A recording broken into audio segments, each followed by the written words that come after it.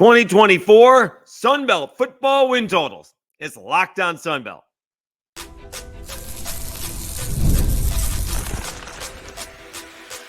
You are Locked On Sunbelt, your daily podcast on the Sunbelt Conference, part of the Locked On Podcast Network, your team every day.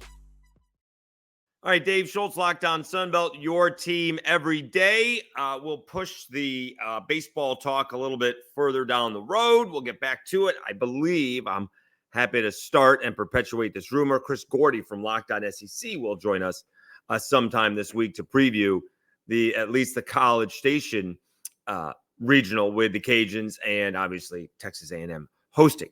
Okay.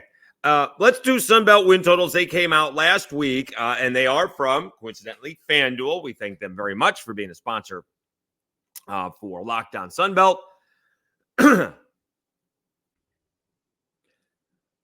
So let's go over these win totals. Some I am surprised on, others I am not.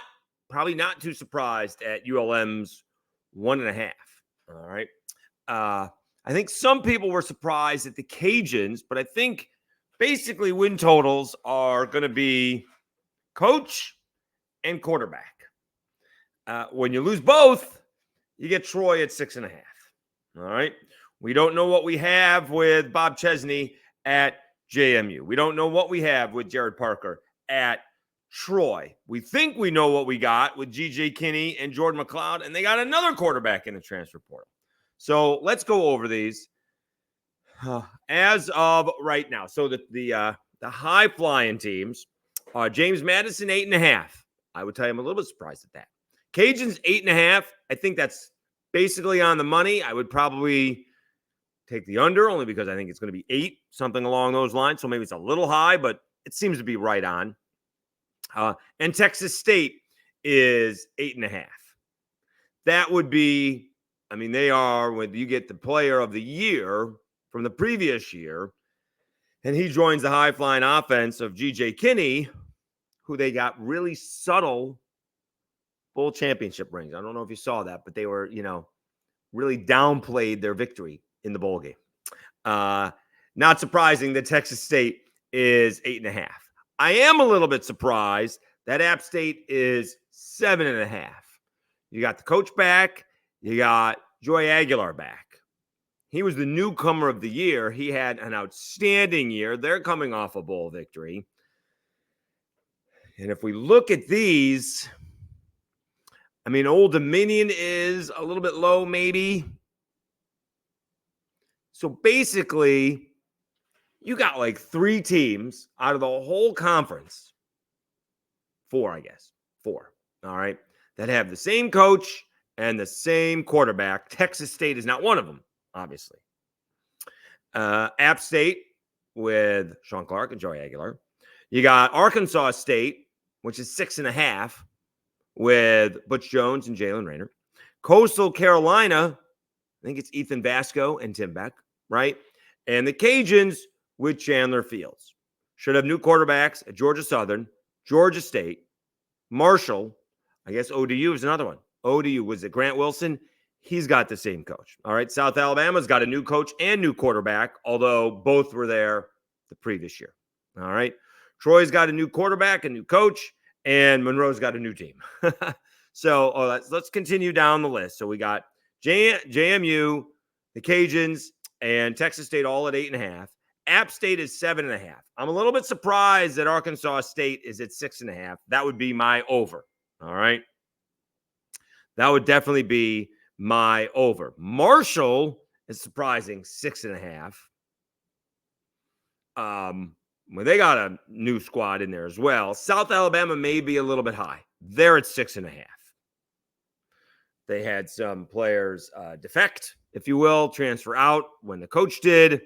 Although I'm not sure it had anything to do with the coach. I think it had to do with NIL. And I think they got paid a little bit, which is fine. So after the 6.5, you have Coastal Carolina, 5.5. Wow. And Georgia Southern down to 5.5. Georgia State is at 4.5. Old Dominion is 4.5. Southern Miss is 4.5. think I missed Troy was 6.5, and we did mention Monroe down to 1.5. And if we split those up, those were in alphabetical order. I'll give Brendan Moore the kudos there on Twitter. He tweeted it out, but it is from FanDuel. It'd be easier to see these if they were in division, if they were split up by divisions. Because you got Texas State and the Cajuns at 8.5, followed by Arkansas State and Troy at 6.5, and South Alabama at 6.5. On the other side, you got JMU at 8.5, App State at 7.5, and Marshall at 6.5. And then the others come in after that.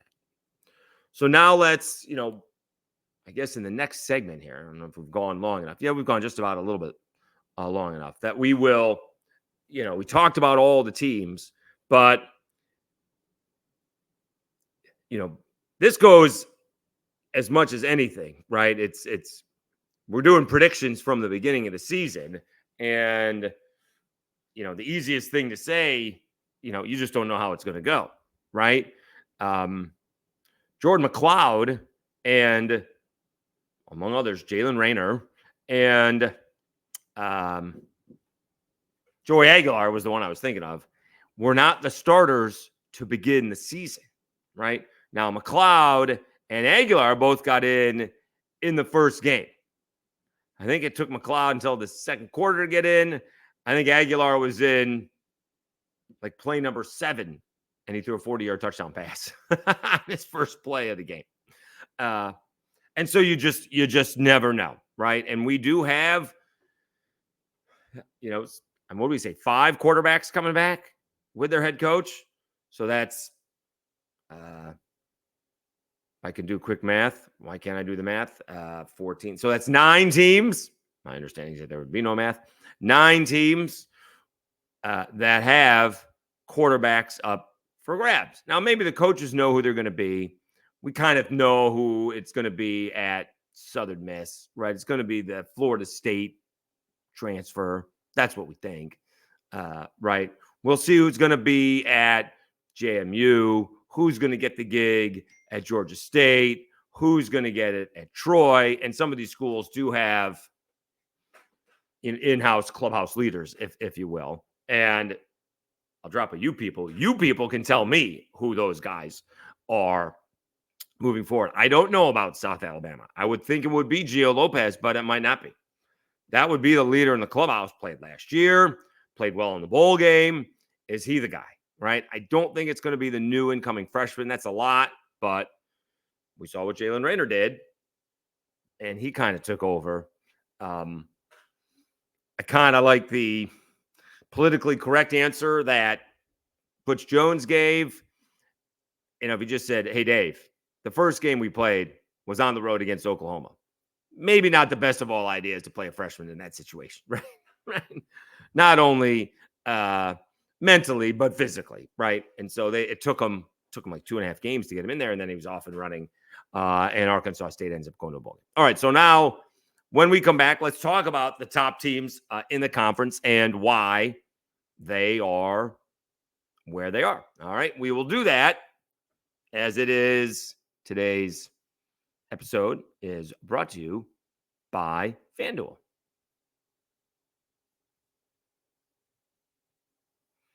It's winner take all time in the NBA and NHL, and FanDuel is giving you a shot to bring home a big win of your own.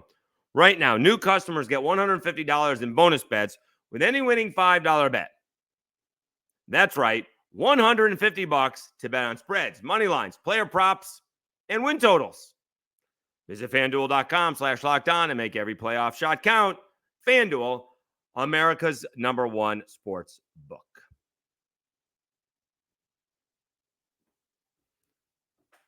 All right, Dave Schultz, Locked On Sunbelt, your team every day. If I was surprised at one of the big win totals, it would be JMU because of the new coach and the new quarterback. I also happen to think that Bob Chesney is going to be fine. If he's going to be fine this year, we sort of have to wait and see. But this guy is bringing in over a decade of head coaching experience when you consider that compared to, well, geez, the guy's coaching, right? I don't think G.J. Kinney has been coaching that long, right? Mike Desimo hasn't been coaching that long. Jared Parker has no head coaching experience. Major Applewhite, this is his second head coaching job. He doesn't have that kind of experience. So I think Bob Chesney at JMU is going to be okay. I know they had a lot of guys transfer out. They have plenty of guys transferring back in. I still think, just like it does with a Desimo, or, I mean, again, John Summerall at Troy ruined it for everybody. But who's another good example who needed a year to figure out what the talent is? Maybe Tim Beck, going through, although this is just a second year, going through the conference once just to figure out, all right, who's got the size, who's got the speed, how much do we have, and what do we need more of to compete, in our division, and then how do we beat the other team to win a conference championship, all right? And I just remember Billy Napier telling us that after his first year, right, as much as I'm trying to figure out how to win on my team, I need to figure out what the other teams have. And it took him 4 years to figure that out, winning a Sun Belt Conference championship in his last game as a Raging Cajuns coach. But, he built that team to get it to where it was. And when they finished up 13-1, I mean, that's pretty good. And their only loss of that year was to Texas. Okay, so I think Bob Chesney is going to be okay. Are they going to win 9 games? Do we need to go through their schedule? I guess we could. Let's see here. JMU football schedule. All right. So it's 8.5. So we got to come up with 9 wins. All right. They're starting on the road at Charlotte. One would think that would be a win, but we'll just throw that out there for a win. Winning on the road is hard. I don't care what level. Yeah, Gardner-Webb, that's at home. You're going to win that one. Okay. Now, here's the difference between JMU becoming, competing for a Sun Belt title, or do they get nationally known? Once again, national recognition. They're nationally known. National recognition. They're going on the road to take on North Carolina. North Carolina's breaking in a new quarterback. So we'll see, can they escape Chapel Hill with a win? So we'll say no, just for the sake of the argument. All right, so they're 2-1. They got Ball State at home. I think they'll win that one. So they're 3-1, okay? Now here's the tricky one. I don't think they would lose at ULM, but I think ULM moving forward, or at least this year, I think they're going to get 2 wins, but I also think you're going to know you played ULM. I think Coach Vincent is going to have those guys ready physically to play. But we'll still say that's a win. So that's now all of a sudden, 4-1? Coastal is 5-1. That's at home. If you're at Georgia Southern, I'll say that's a loss. So that's 5-2. Southern Miss at home, 6-2. Georgia State at home, 7-2. At Old Dominion, we'll say that's a loss. That's 7-3. At App State, that's a loss. That's 7-4. And Marshall at home, that's 8-4. All right. So basically, the only road win I gave them was at ULM and Charlotte. So there's, can you beat Carolina on the road, right? Are you going to beat Georgia Southern on the road? What about Old Dominion and App State? So you have a little bit of an easier home schedule. You get Coastal at home, and you're not looking at Troy, Texas State, the Cajuns, So we'll see about JMU. All right, let's do the Raging Cajuns, okay? And we're just going to go with Chandler Fields being the quarterback, okay? As of right now, it may be Ben Wooldridge, but I'm figuring it's the Raging Cajuns veteran quarterback coming back. Okay. You got Grambling. We'll say that's a win. You got Kennesaw State. I'm going to say that's a win. I'm going to say you're going to beat Tulane, although that's John Summerall, but it's a new coach and a new quarterback, although he's just as familiar with the Cajuns as the Cajuns are familiar with him, but maybe not as familiar with Tulane. Then they go to Wake. So we'll say that's a loss. That's 3-1. We'll give Southern Miss a win at home. That's 3-2. App State comes to town. That's 4-2. They got to go to Coastal. That's 4-3. They don't lose to Texas State, but Texas State's supposed to be really good. Is that 4-4? Arkansas State, they'll beat them 5-4. South Alabama is 6-4. They get Troy at home. That's 7-4, and then they get Monroe, and that's 8-4. That's at Monroe, but they usually beat Monroe. So again, not that far away from, they could win 6 games or they could win 9 games. What's their big game?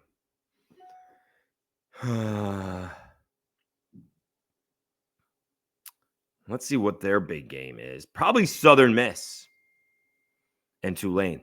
I gave them the Tulane win. Wake's just going to be tough. And it's back-to-back after, they're going to Kennesaw State. That's not going to be easy either. They need to win that ball game, right? You can't lose at Kennesaw State. So that'll be interesting. All right. And then the other team with those 3 or 8.5 wins is Texas State. And I'm sure you guys are going to call me out for, if I, and the Cajuns don't lose to Texas State like ever, but I gave that win to Texas State. All right. Texas State starting off with Lamar, so that's probably going to be a win. They get UTSA. That'll be a win. That's at home. That's 2-0. Now, Arizona State's coming to them. I'm going to count that as a win, right? I mean, Arizona State's a mess. Or is it Arizona? Maybe Arizona. But I'll count Arizona State as a win there. That's at San Marcos, and that could be another one of those situations where, the Sun Belt gets that national recognition. They go to Sam Houston. I'll say that's a win. That's 4-0. At Troy, that's 4-1. Arkansas State at home is 5-1. Old Dominion on the road is 5-2. They're hosting the Cajuns. That's 6-2. They're at Monroe. That's 7-2. Southern Miss is at home. That's 8-2. Georgia State at home. Am I looking at all this? That's 9-2. And they get South Alabama on the road. I mean, they can win 10 ball games. Is that? Let me see here. 1, 2, 3, 4. How many games they got at home? 1, 2, 3, 4, 5, 6, 7. They got 7 games at home. There you go. I'm taking the over for Texas State. I'm going to take the over on Texas State. That just seemed like a lot of home games. I'm going to take the over on Texas State. But do they beat Arizona State? They should have beat the Cajuns last year at Cajun Field, but they didn't. And then nobody there knows much about that rivalry. Only Cajuns fans and Texas State fans know about it, that they can't beat the Cajuns. And that's not going to matter next year. Even less people on that team's going to know that. But, is that going to be an issue next season? Or this season, as the case may be. So that'll be interesting as well. And 7 home games, that's a lot of pressure. You gotta win. And on the road, is it that bad? Who do we say is on the road? Sam Houston is actually at NRG Stadium. I guess that's in the Dome. All right. Troy is on the road. That's on a Thursday night, so that'll be on national TV. At Old Dominion won't be easy. ULM will not be easy. Just playing at Monroe was not easy. They get Southern Miss at home. They get Georgia State at home, and they're at South Alabama. Yeah, they should win. They could win 10 ball games. They could have one of those seasons. I'd be on the over with Texas State. All right, let's look at who else may be surprising either way, either over or under when we come back All right, we'll do that right after this on Locked On Sunbelt, your team every day.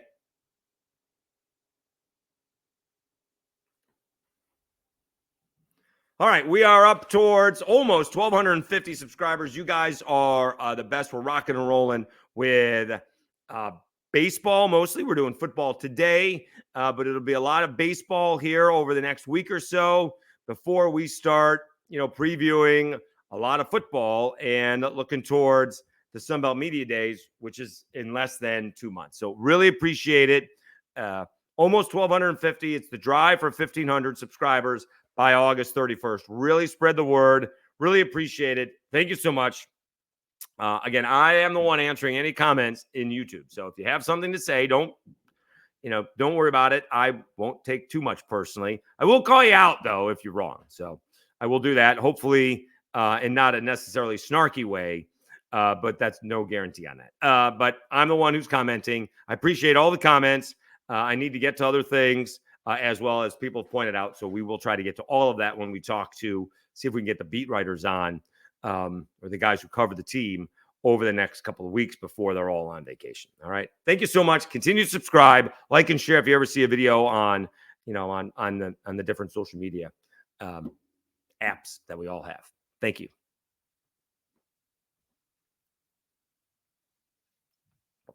Dave Schultz, Locked On Sunbelt, your team every day. I'm taking ULM in the over. ULM is 1.5. Their big ball game is their second game. Can they beat UAB? They get Jackson State, which I guess technically won't be that easy either. But I think that's who it is. They get Jackson State, and then they get UAB. All right. And I mean, just listen to these teams, right? At Texas, at Troy. You're getting JMU at home, Southern Miss at home. So it kind of flips back and forth with ULM. They get 4 of their first 6 games at home, which is neat. Can you win 3 of those 4 and set your season up? All right. Now, that's Jackson State, UAB, James Madison, and Southern Miss. Then, after the first 2 ball games, 4 of the next 6 are on the road. So that's tough. You're at South Alabama and at Marshall. Could be winnable ball games. You get Texas State at home. We already mentioned that's going to be a Texas State win. You're at Auburn, at Arkansas State, and then you are at home versus the Raging Cajuns. Again, I'm not going to sit here and tell you that ULM's going to a bowl game. I think they're going to win more than 1 game, which is basically what 1.5 is. I think they'll win. All I got to do is win 2, or they have to win 2, and they could win 4, 5, maybe pushing it. But I think teams are going to realize ULM was not a pushover as they have been in recent history. All right, elsewhere, let's see that Georgia State. Georgia State's sitting at 4.5. Could Georgia State surprise with Del McGee, who still hasn't come on the show? We will not hold that against him much. Football schedule. All right. Let's see what this is. 4.5 is not, that's a little bit tricky. Let's see who's at home and who's on the road. All right. At Georgia Tech, I mean, obviously it would be a huge shock if they beat Georgia Tech, and I'm not going to sit here and know anything about Georgia Tech. So that's going to be a huge shock. So that's going to be 0-1. It is technically a road game, but that's, they're both sitting there in Atlanta. Chattanooga, we'll say that's a win. That's at home. Vanderbilt is coming to Atlanta. That's their opportunity for Del McGee to make a splash. And we still count that as a loss for now. So that's 1 and 2. They get Georgia Southern coming to Atlanta. I'll say that's a win for Georgia State. Winning on the road is hard. They do have 4. Actually, let's be honest. Their first 5 games are all in Atlanta. Georgia Tech's on the road, but the next 4 games are at home. They're not hitting the road, getting on a plane until they're playing Marshall mid-October, right? I mean, if the kids wanted to Uber to the Georgia Tech game, they could. So they're not getting on a plane until they're in the middle of October. So we got the Chattanooga win. We'll say the Georgia Southern win. Old Dominion win. That's 3.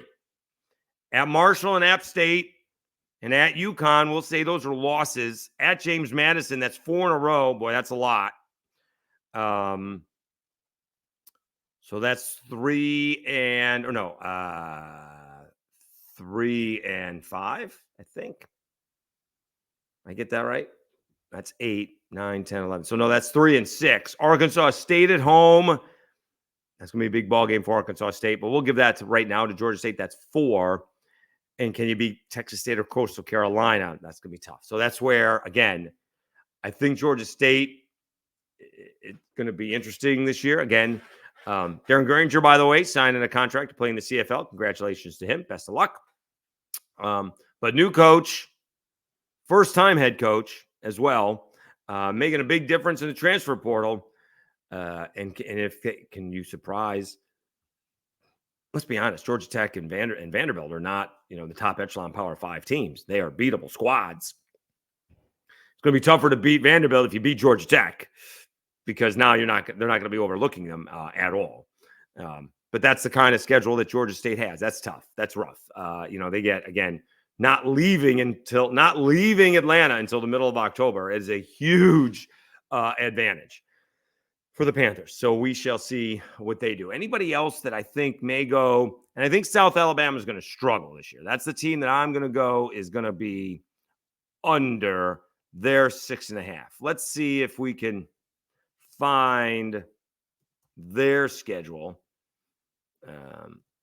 And again, we're mostly going to do home games as wins, but we'll see if they get the tougher teams at home. All right. And see where we are at the end of the season. So they got to win 7 ball games. Okay. Obviously, it's a new head coach, Major Applewhite, but this will be his 4th year there, 3 years as offensive coordinator. All right. So you get North Texas. We'll count that as a win. They're at Ohio. They lost. I think they lost to Central Michigan last year? They lost to Central Michigan last year. So we'll say they lose to Ohio. That's on the road. So that's 1 and 1. All right. My guy, Bill Bender, is never going to let me hear the end of that one. So they're 1 and 1. They get Northwestern State on a Thursday at home. They're 2 and 1. Then they're playing the next Thursday at App State, probably 2 and 2. LSU in Baton Rouge, that's 2 and 3. They're going to Jonesboro, Arkansas State. That's 2 and 4. We'll say Troy at home. They haven't beaten Troy in forever. Don't matter where the game is played, but we'll call that a victory. So what is that? 3 and 4? 1, 2. So 2 and 1, 2 and 2, 2 and 3, 2 and 4. So that's 3 and 4. We'll say ULM is a win, 4 and 4. Georgia Southern coming to town.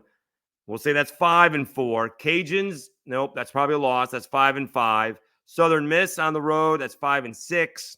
Texas State at home is 6 and 6. So even if they pull off some of those victories against some tougher teams, you got to find another win. And I'm not sure where that is going to be. Ohio on the road, the Cajuns on the road. I gave them Georgia Southern. I gave them Troy. We gave them some benefit of the doubts there. We did not give them Ohio. No, that's the one thing. So maybe they do get the Ohio victory. So you can see on how, these teams usually get it. And boy, I was so wrong. Maybe I'm bitter from last year's, disappointing output from South Alabama, because I thought they would never lose less than 10, not win 10 ball games and have a chance to have a special season, but came out flat against Tulane, came out flat against Central Michigan, turnovers galore against the Cajuns. Their one shining moment was, they played well in the bowl game. That was nice. That was at home. And Oklahoma State. But other than that, disappointing season. So we'll see where we are. Again, we want to preview with the teams, with the beat writers, and see if I can still get the coaches on. But I have a feeling the coaches are. I think the word is ignoring me. It is what it is. We'll get them at the Sunbelt Media Days. All right. We'll do more baseball regionals when we're back. Again, Chris Gordy from Locked On SEC will join us later in the week, and we'll see if we can preview another Sunbelt Regional as well. All right, we will do that, so stay tuned for that. This coming week, 4 teams are heading to the regional. I think out of all the teams, JMU has the easiest path to a super regional, but no one's bowing down. Southern Miss has got, the number 1 seed. The Cajuns are going to A&M. They have the work cut out for them, and Coastal as in the Clemson region. All right, thanks so much for tuning in. You've been watching Locked On Sunbelt, your team every day. Have a tremendous Wednesday, everybody. We'll talk to you again on Thursday.